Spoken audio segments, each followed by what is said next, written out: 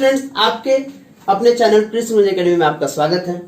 और हाँ, अगर आप पहली बार इस वीडियो को देख रहे हैं, मेरे चैनल पे पहली बार आए हैं, तो सब्सक्राइब और शेयर जरूर करें। क्लास 9th की फिजिक्स की बात करें तो हम लोग मेजरमेंट चैप्टर पढ़ चुके थे, जो कि हमारे बुक्स में इसकी चर्चा नहीं की गई मेजरमेंट्स की, फिर भी उसके हम लोग 3 वीडियो देखे थे, जो कि पूरे फिजिक्स के लिए बहुत जरूरी है। अब फर्स्ट चैप्टर की तरफ बढ़ते हैं, मोशन फिजिक्स। 9th क्लास में 3 पार्ट, फिजिक्स, केमिस्ट्री और बायोलॉजी, जिसमें फिजिक्स का फर्स्ट चैप्टर हम लोग देख रहे हैं, नाम है मोशन, जिसको हिंदी में गति बोला जाता है।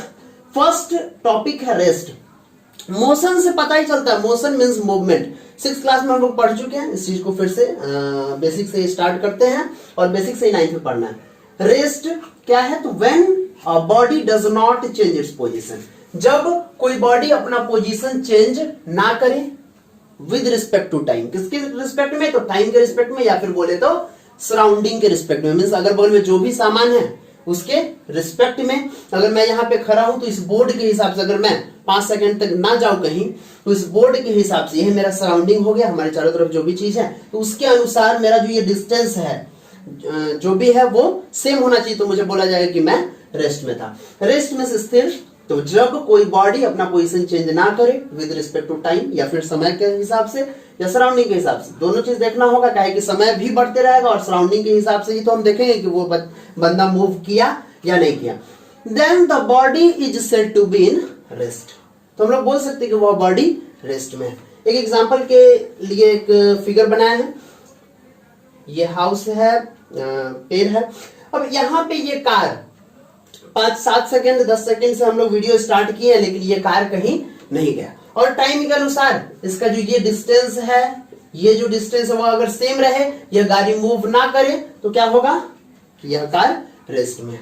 दूसरा टॉपिक मोशन। मोशन मींस गति। तो when a body change its position with respect to time, जब बॉडी अपना पोजीशन चेंज कर ले टाइम के हिसाब से या फिर सराउंडिंग के हिसाब से, then the body is said to be in motion. तो हम लोग बोल सकते हैं कि वो बॉडी मोशन में। अगर इस फिगर को इस हिसाब से देखें तो कुछ समय बाद यही कार कुछ देर बाद आगे चला गया, तो इसमें क्या हुआ? मोशन हुआ है, बिकॉज इसके बीच का अगर डिस्टेंस 5 मीटर है, तो यहां से यहां तक 500 मीटर हो सकता है। ये दूरी भी बढ़ गया है, कुछ अंतर आया है, तो हम लोग बोल सकते हैं कि यह मूव किया है, मींस यह मोशन में है। Types of motion, there are following types of motion. बहुत सारे प्रकार के मोशन है, जिसमें से हम लोग 4 पढ़ेंगे, जो कि इस चैप्टर के लिए बहुत है। Rectilinear motion, circular motion, rotational motion और पीरियोडिक मोशन। फर्स्ट देखते हैं रेक्टिलिनियर मोशन। तो when an object moves along a straight line, जब एन ऑब्जेक्ट मूव्स, कोई ऑब्जेक्ट मूव करेगा अलोंग अ स्ट्रेट लाइन, किसी स्ट्रेट लाइन पाथ पे, किसी स्ट्रेट लाइन रास्ते पे जब ऑब्जेक्ट मूव करेगा, यहां पे ऑब्जेक्ट की जगह बॉडी भी लिखा जा सकता है। एक बात बता दूं, फिजिक्स हम लोग पढ़ रहे हैं, इसमें चैप्टर में बहुत जगह पे ऑब्जेक्ट या फिर बॉडी या फिर ऑब्जेक्ट लिखा हुआ होगा। इस दोनों का मतलब हम लोग को एक ही समझना है, इस दोनों का मीनिंग एक ही होगा। तो व्हेन एन ऑब्जेक्ट, कहीं पे ऑब्जेक्ट या फिर कहीं पे बॉडी भी लिया जा सकता है, moves along a straight line path, किसी स्ट्रेट लाइन पाथ से मूव करे तो उसको हम लोग क्या बोलेंगे? It is called rectilinear motion. Means कोई स्ट्रेट लाइन पाथ है, उस पर कोई भी चीज मूव करे तो उसके मोशन को हम लोग क्या बोलेंगे? Rectilinear motion. It is also called linear motion, उसको हम लोग लीनियर मोशन भी बोल सकते हैं या फिर स्ट्रेट लाइन मोशन भी बोल सकते हैं। It takes place in a fixed direction, यह फिक्स डायरेक्शन होगा। इसके डायरेक्शन क्या होंगे? तो फिक्स्ड होंगे। एग्जांपल देखें तो the most movement of a bullet fired from a gun. Bullet का मूवमेंट किससे? तो गन से जो भी बुलेट फायर होते हैं उसके मूवमेंट को क्या बोलेंगे? Rectilinear motion. और इनके डायरेक्शन भी फिक्स्ड होते हैं, जहां जाएगा वहीं सेम डायरेक्शन में यह जाएगा, और वह भी स्ट्रेट लाइन पाथ पे। दूसरा, motion of the vehicle on a straight road, किसी स्ट्रेट रोड पर जो भी गाड़ी घोड़े चलेंगे उनके मोशन को हम लोग क्या बोलेंगे? Rectilinear motion. दूसरा देखें सर्कुलर मोशन। तो when an object moves along a circular path, इसमें क्या था? Straight line path, straight line path, यहां क्या है? Circular path.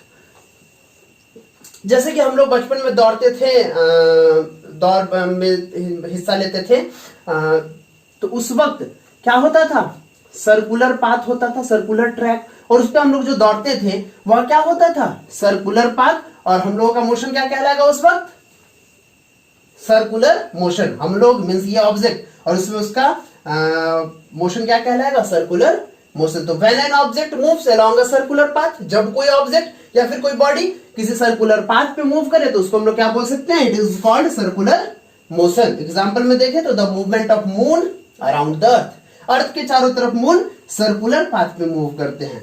The movement of earth around the sun, जो अर्थ सन के चारों तरफ मूव कर रहे हैं वह भी सर्कुलर पाथ पे मूव करते हैं, इसलिए सर्कुलर मोशन उनका भी मोशन होगा। और an athlete running on a circular track, जब एक दौड़ाक जो है वह सर्कुलर ट्रैक पे दौड़ते हैं, कहां, तो इनसाइड अ स्टेडियम, उसको हम लोग क्या बोलेंगे, circular motion. Third, periodic motion. Periodic motion क्या है, तो the motion which repeats itself after regular intervals of time. Means कि रेगुलर इंटरवल ऑफ टाइम पे अगर जो भी मोशन रिपीट होगा उसी को हम लोग क्या बोलेंगे, पीरियोडिक मोशन। ये नाम से ही पता चलता है, पीरियोडिक मींस पीरियड, और पीरियड हम लोग जानते हैं, जैसे पढ़ते हैं कक्षा में तो 7 पीरियड 8 पीरियड का हम लोग का स्कूल का जो क्लास होता है, तो एक क्लास के बाद जो दूसरा क्लास होता है वह भी उतने ही मिनट का होता है जितने मिनट का पहला क्लास होता है। मान लीजिए कि अगर पहला क्लास 45 मिनट का है तो दूसरा भी, सेकंड पीरियड भी 45 मिनट का ही होगा, थर्ड पीरियड भी 45 मिनट का ही होगा। तो यहाँ पे जो पढ़ाई का जो ड्यूरेशन है वह 45 मिनट एंड 45 मिनट है, जो कि एक रेगुलर इंटरवल के बाद फिर दूसरे सर आते हैं, फिर इनके बाद फिर अलग वाले सर, फिर अलग सब्जेक्ट वाले सर आते हैं। तो ये चीज, जैसे यहाँ पे पीरियड एक रेगुलर इंटरवल पे चेंज होता है, वैसे ही यह पीरियोडिक मोशन भी पीरियड वाइज चेंज होगा या फिर रिपीट होगा। तो the motion which repeats itself after regular intervals of time, time मतलब रेगुलर इंटरवल पे जो भी मोशन रिपीट होगा उसी को हम लोग क्या बोलेंगे, पीरियोडिक मोशन। जैसे पहला example, the motion of seconds hand of a watch, किसी भी घड़ी का जो सेकंड वाला सुई है वह क्या होता है, उतने ही समय पे एक चक्कर लगाता है, यह भी क्या है, पीरियोडिक मोशन है। The revolution of earth around the sun, sun के चारों तरफ जो अर्थ है वह भी निश्चित समय, एक साल पे ही वह एक चक्कर लगाता है, तो वो भी क्या है, पीरियोडिक मोशन, उसके भी मोशन पीरियोडिक मोशन कहलाएंगे। चौथा एंड लास्ट, रोटेशनल मोशन। तो when an object moves on a fixed axis, किसी भी फिक्स्ड एक्सिस पे जो ऑब्जेक्ट मूव करता है उसी को हम क्या बोलते हैं, रोटेशनल मोशन। जैसे the motion of spine top, जो लट्टू जिसको हम लोग बोलते हैं, आप लोग जान रहे हो ये लट्टू है, तो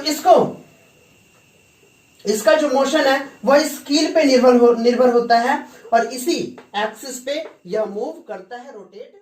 the spinning of earth on its axis, means कि जो अर्थ अपने एक्सिस पे रोटेट करता है उसको हम लोग क्या बोलते हैं, रोटेशनल मोशन, जो अपने एक्सिस पे मूव करेगा। हम लोग को पता है कि जो अर्थ है वह 2 प्रकार से मूव करता है, ये अर्थ का ऑर्बिट है, और ये ऑर्बिट एलिप्टिकल होता है, प्योर सर्कुलर नहीं होता है, ये भी हम लोग को पता, अगर नहीं पता है तो जान लेते हैं।